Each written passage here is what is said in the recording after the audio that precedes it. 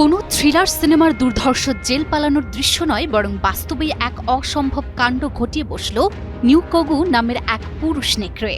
চিড়িয়াখানার নিশ্ছিদ্র নিরাপত্তা বলয়কে বৃদ্ধাঙ্গুলি দেখিয়ে মাটির নিচে সুড়ঙ্গ খুঁড়ে চোখের পলকে উধাও হয়ে গেছে এই দুর্ধর্ষ প্রাণীটি। দক্ষিণ কোরিয়ার দেজন সিটি কর্পোরেশনে ও ওয়ার্ল্ড চিড়িয়াখানায় এই চাঞ্চল্যকর ঘটনাটি নিয়ে এখন পুরো এলাকায় চলছে টান টান উত্তেজনা। নাম তার নিউ কগু, বয়স মাত্র 2 বছর আর ওজন প্রায় 35 কেজি। গত বুধবার সকালে দক্ষিণ কোরিয়ার দেজনের ও ওয়ার্ল্ড চিড়িয়াখানার কর্মীরা যখন তাদের দৈনন্দিন কাজ শুরু করেন, তখন তারা টেরই পাননি যে তাদের সবচেয়ে সুরক্ষিত বেষ্টনী থেকে উধাও হয়ে গেছে এই নেকড়েটি।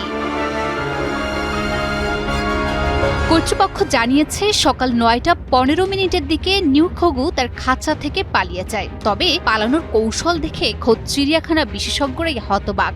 শক্ত বেষ্টনী কিংবা উঁচু দেয়াল নয়, বরং মাটির নিচে অত্যন্ত কৌশলে গর্ত খুঁড়ে বা সুড়ঙ্গ তৈরি করে সীমানা পার হয়েছে এই শিকারী প্রাণীটি।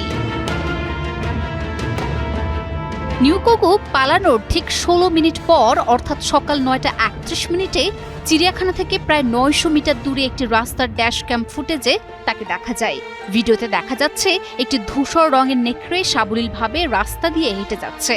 পরবর্তীতে কোরিয়া ওয়াইল্ড লাইফ প্রোটেকশন অ্যাসোসিয়েশনের থার্মাল ইমেজিং ফুটেজে দেখা যায় সেটি পার্শ্ববর্তী একটি পাহাড়ি এলাকায় অবস্থান করছে।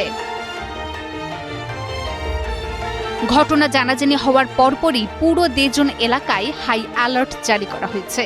বর্তমানে পলাতক এই নেকড়েটিকে উদ্ধারে শুরু হয়েছে বিশাল এক চিরুনি অভিযান। দমকল বাহিনী, পুলিশ কর্মকর্তা এবং সামরিক বাহিনীর সদস্য সহ শতাধিক কর্মী পাহাড়ি এলাকা ও জনপদে তল্লাশি চালাচ্ছেন। স্থানীয় বাসিন্দাদের সতর্ক থাকতে বলা হয়েছে।